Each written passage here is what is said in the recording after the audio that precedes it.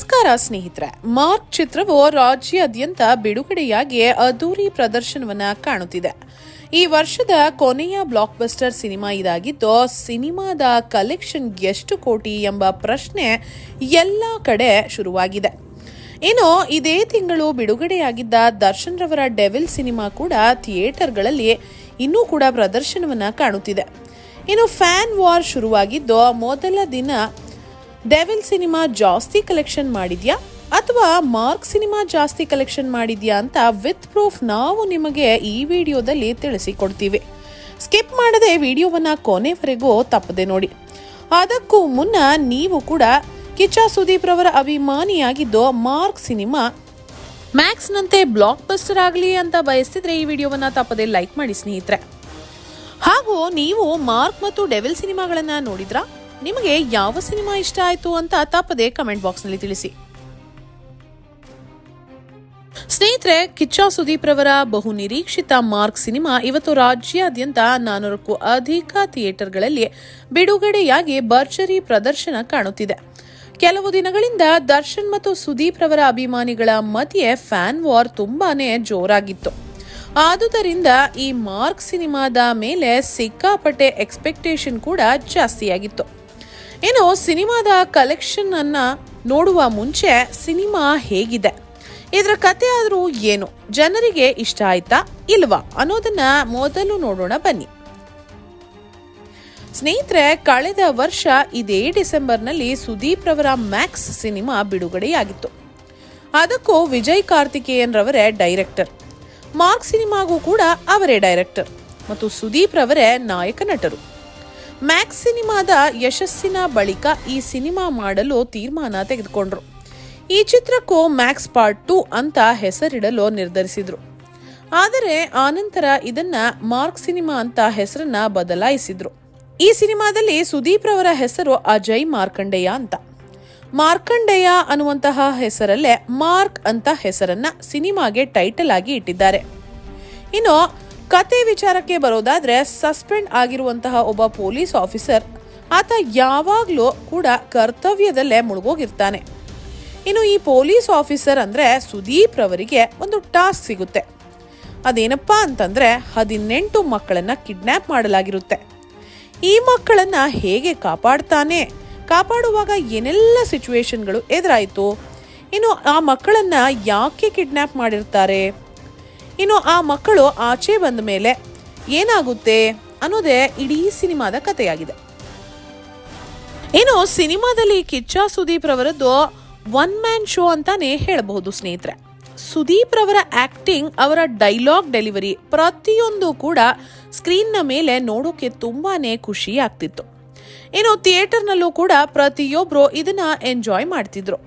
ಇನ್ನು ಸಿನಿಮಾದಲ್ಲಿರುವ ಕೆಲವೇ ಸಾಂಗ್ಗಳು ಕೂಡ ಪ್ರತಿಯೊಬ್ಬರನ್ನ ಕೂತಿರುವಂತಹ ಜಾಗದಲ್ಲೇ ಸ್ಟೆಪ್ ಹಾಕುವಂತೆ ಮಾಡ್ತಿತ್ತು.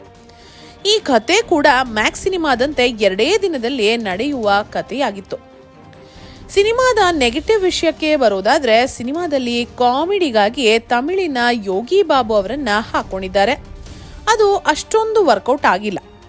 ಇನ್ನು ಸಿನಿಮಾದಲ್ಲಿ ರೊಮಾನ್ಸ್ ಕೂಡ ಇರಲಿಲ್ಲ. ಈ ರೊಮಾನ್ಸ್ ಮತ್ತು ಕಾಮಿಡಿಯನ್ನ ಪಕ್ಕಕ್ಕಿಟ್ರೆ ಸಿನಿಮಾ ತುಂಬಾನೇ ಚೆನ್ನಾಗಿ ಮೂಡಿ ಬಂದಿದೆ ಅಂತಾನೆ ಹೇಳಬಹುದು ಸ್ನೇಹಿತರೆ. ಆದ್ರೆ ಅನೇಕರು ಸಿನಿಮಾ ಚೆನ್ನಾಗಿಲ್ಲ, ಮ್ಯಾಕ್ಸ್ ಸಿನಿಮಾ ನೋಡ್ದಂಗೆ ಇದೆ ಅಂತೆಲ್ಲ ನೆಗೆಟಿವ್ ಕಮೆಂಟ್ಸ್ ಗಳನ್ನ ಮಾಡ್ತಿದ್ದಾರೆ. ಆದ್ರೆ ಮಾರ್ಕ್ ಸಿನಿಮಾ ಅದ್ಭುತವಾಗಿ ಮೂಡಿ ಬಂದಿದ್ದು, ಪ್ರತಿಯೊಬ್ರು ಕೂಡ ಮಿಸ್ ಮಾಡದೆ ಥಿಯೇಟರ್ಗೆ ಹೋಗಿ ನೋಡಬೇಕು ಎಂಬುದು ನಮ್ಮ ಅಭಿಪ್ರಾಯವಾಗಿದೆ. ಮತ್ತೊಂದು ಕಡೆ ದರ್ಶನ್ ರವರ ಡೆವಿಲ್ ಸಿನಿಮಾ ಕೂಡ ಚಿತ್ರಮಂದಿರದಲ್ಲಿ ಇನ್ನು ಯಶಸ್ವಿಯಾಗಿ ಪ್ರದರ್ಶನವಾಗುತ್ತಿದೆ. 2 ಸಿನಿಮಾದಲ್ಲಿ ಯಾವುದು ಚೆನ್ನಾಗಿದೆ ಅನ್ನೋದು ಸಿನಿಮಾದ ಕಲೆಕ್ಷನ್ ನಿಂದಾನೇ ಗೊತ್ತಾಗ್ಬಿಡುತ್ತೆ. ಇನ್ನು ಕಲೆಕ್ಷನ್ ವಿಚಾರಕ್ಕೆ ಬರೋದಾದ್ರೆ, ಸುದೀಪ್ ರವರ ಮಾರ್ಕ್ ಸಿನಿಮಾ ಮೊದಲ ದಿನದ ಕಲೆಕ್ಷನ್ ಬರೋಬ್ಬರಿ 12 ಕೋಟಿ ರೂಪಾಯಿ. ಇನ್ನು ಸಿನಿಮಾ ಗುರುವಾರದಂದು ಬಿಡುಗಡೆಯಾಗಿದ್ದು, ಶುಕ್ರವಾರ, ಶನಿವಾರ ಮತ್ತು ಭಾನುವಾರ ಕಲೆಕ್ಷನ್ಸ್ ಇನ್ನೂ ಜಾಸ್ತಿ ಆಗಲಿದೆ ಅಂತ ಸಿನಿ ವಿಶ್ಲೇಷಕರು ಅಭಿಪ್ರಾಯವನ್ನ ವ್ಯಕ್ತಪಡಿಸಿದ್ದಾರೆ. ಇನ್ನು ದರ್ಶನ್ ರವರ ಡೆವಿಲ್ ಸಿನಿಮಾ ಕೂಡ ಡಿಸೆಂಬರ್ 11ರಂದೇ ಬಿಡುಗಡೆಯಾಗಿ ಒಳ್ಳೆಯ ಕಲೆಕ್ಷನ್ಸ್ ನ ಮಾಡ್ತಿದೆ. ಇನ್ನು ದರ್ಶನ್ ರವರು ಜೈಲಿಗೆ ಹೋದ ಮೇಲೆ ಬಿಡುಗಡೆಯಾದ ಕಾರಣ ಸಿನಿಮಾದ ಮೇಲೆ ಎಕ್ಸ್ಪೆಕ್ಟೇಷನ್ ಜಾಸ್ತಿ ಇತ್ತು. ಆದರೆ ದರ್ಶನ್ ರವರ ಸೆಲೆಬ್ರಿಟೀಸ್ ಸಿನಿಮಾವನ್ನ ಗೆಲ್ಲಿಸಿ ಬಿಟ್ರು ಅಂತಾನೆ ಹೇಳಬಹುದು. ಯಾಕಪ್ಪ ಅಂತಂದ್ರೆ ಡೆವಿಲ್ ಸಿನಿಮಾದ ಮೊದಲ ದಿನದ ಬರೋಬ್ಬರಿ ಕಲೆಕ್ಷನ್ ಬಂದು 16.5 ಕೋಟಿ ರೂಪಾಯಿ ಆಗಿತ್ತು. ಆದರೆ ಮಾರ್ಕ್ ಸಿನಿಮಾದ ಮೊದಲ ದಿನದ ಕಲೆಕ್ಷನ್ ಬರೋಬ್ಬರಿ 12 ಕೋಟಿ ರೂಪಾಯಿ. ಕಲೆಕ್ಷನ್ ಇಷ್ಟೊಂದು ಕಡಿಮೆ ಇರೋದು ಯಾಕೆ ಅಂತಂದ್ರೆ ಅದಕ್ಕೆ ಕಾರಣ ಏನಪ್ಪಾ ಅಂತಂದ್ರೆ ಮಾರ್ಕ್ ಸಿನಿಮಾಗೆ ಥಿಯೇಟರ್ಗಳು ಕಡಿಮೆ ಸಿಕ್ಕಿದೆ. ಯಾಕಂದ್ರೆ ಶಿವಣ್ಣ ಮತ್ತು ಉಪೇಂದ್ರ ರವರ 45 ಸಿನಿಮಾ ಬಿಡುಗಡೆಯಾಗಿದ್ದು ಅದ್ದೂರಿ ಪ್ರದರ್ಶನವನ್ನ ಕಾಣುತ್ತಿದೆ.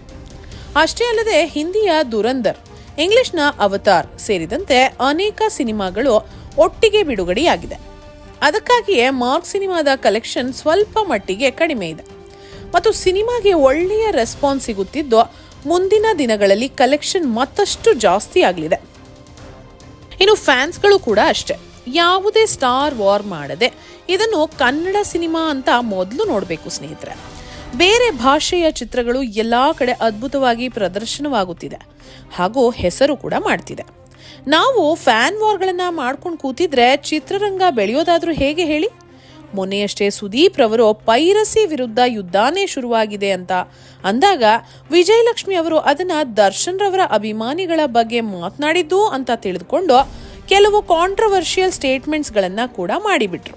ಆದರೆ ಸುದೀಪ್ ರವರು ಯಾವುದಕ್ಕೂ ಕೂಡ ಬೇಜಾರಾಗದೆ ಒಂದು ಕ್ಲಾರಿಟಿಯನ್ನ ಕೂಡ ಕೊಟ್ಬಿಟ್ರು.